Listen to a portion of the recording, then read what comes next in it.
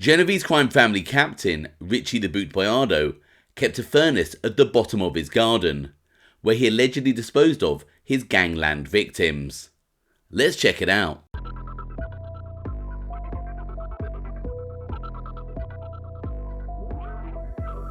I'm James Gladwish and welcome to OC Shorts, bringing you detailed historical snapshots of the American Mafia and other organised crime. Feel free to subscribe if you like that sort of thing. Today, we're going to take a quick look at Genovese crime family captain Richie the Boot Boiardo.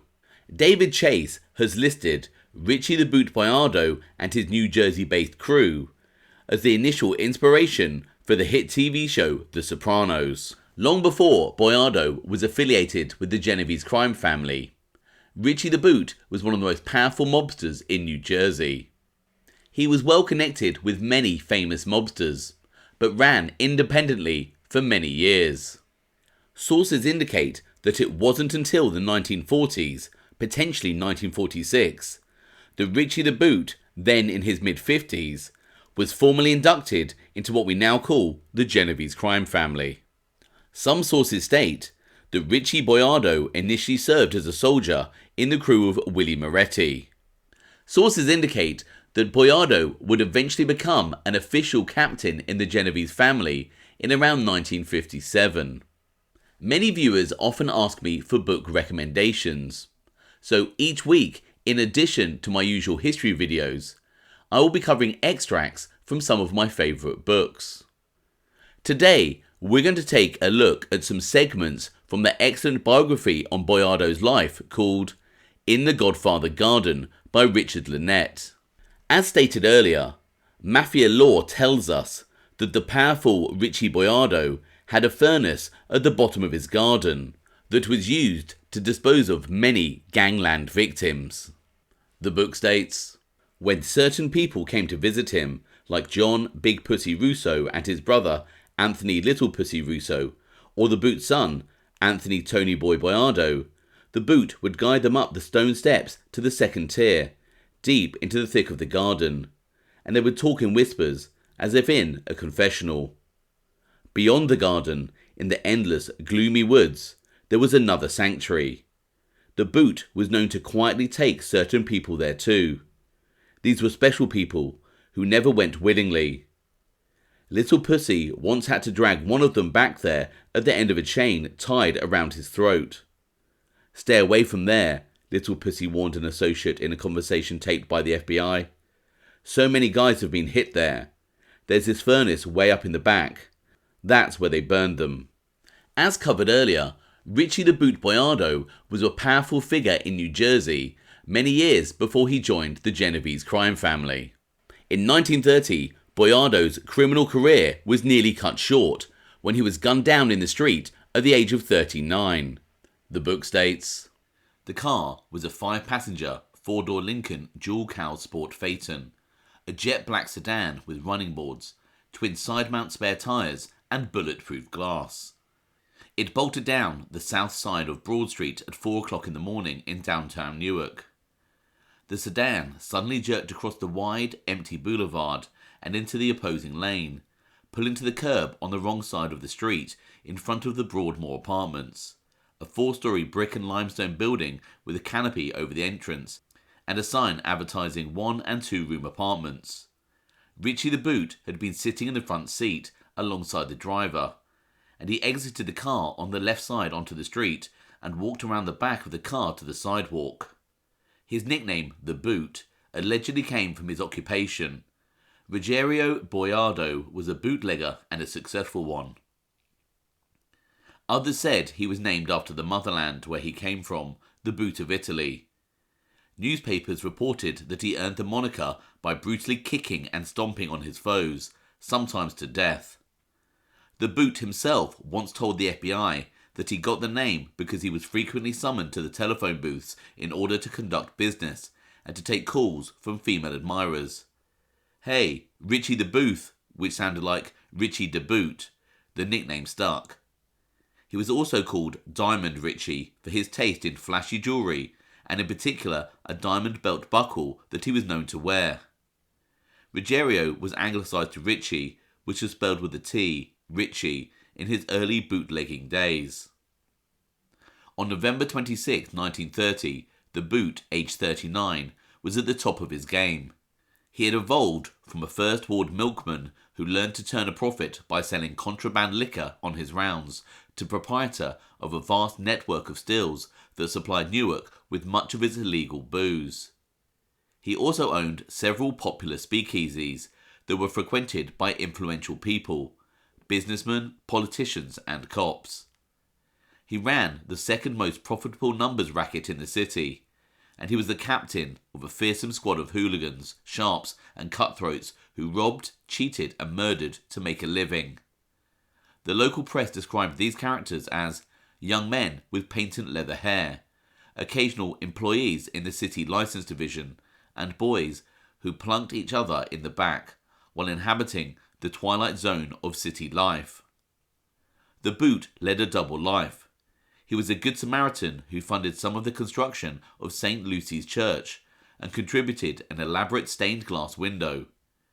He distributed silver dollars to children on the street and provided much-needed loans and other favours to his neighbours and friends.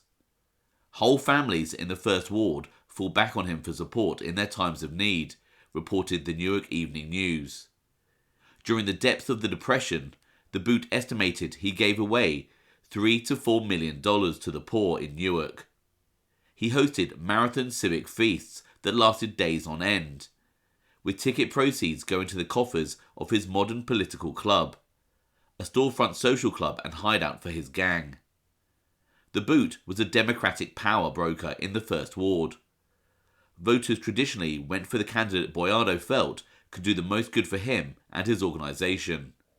He also was a restaurateur who built spectacular eating palaces such as the Sorrento and the Vittorio Castle, which he entertained politicians, judges, gangsters, policemen, and celebrities such as Frank Sinatra, Frankie Valli, Joe DiMaggio, Marilyn Monroe, Elizabeth Taylor with Michael Todd, Jimmy Durant, George Raft, Connie Francis, Bud Abbott and Lou Costello, Sugar Ray Robinson, and Carmen Basilio.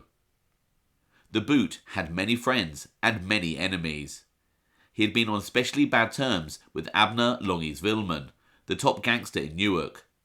Zwillman was a flashy Jewish kingpin of the Third Ward, who smuggled premium, quality booze into Newark and Atlantic City from Canada, operated the top-grossing numbers game in town, and briefly dated the Hollywood sex goddess Jean Harlow. The Boot's boys hijacked Longy's liquor deliveries, pistol-whipped his drivers, and challenged Longy's gang in running gun battles that were characterised to the press as skirmishes between Jews and WAPs. The violence escalated so dramatically that Al Capone came from Chicago to broker a truce. Capone was protecting his own interests. His Chicago operations not only imported booze from Canada across Lake Michigan, but also moved substantial truckloads of illegal liquor through Brooklyn, New York, and from various warehouses and ports throughout New Jersey. The Boot and Longy came to terms after 2 sit-downs. There was now peace between them. The Boot lived on Newark Street, but kept a pied-à-terre in the Broadmoor. He took the Broadmoor apartment to hide out, not from Longy, but from his wife. He fought often with Jenny Manfro Boiardo, and had been arrested for domestic violence years earlier. Their arguments usually were over other women. The Boot was an incorrigible and possessive womanizer. After he found out that his girlfriend was playing around with Solly Delano, a Newark man, Delano suddenly disappeared. Rumours spread that the Boot was responsible. The Newark police never solved the case.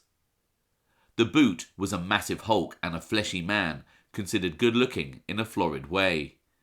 He lived large, proudly wearing a diamond belt buckle that was the stuff of rich pros in the local papers. It contains 250 pure white cut stones, forming the likeness of an eagle, the Newark Evening News reported.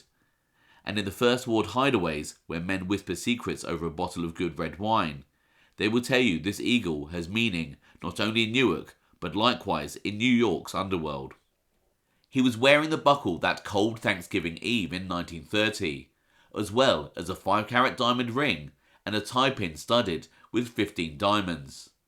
He also was carrying $207 in cash in his pocket, a check for $30, a 10-inch stiletto and a revolver.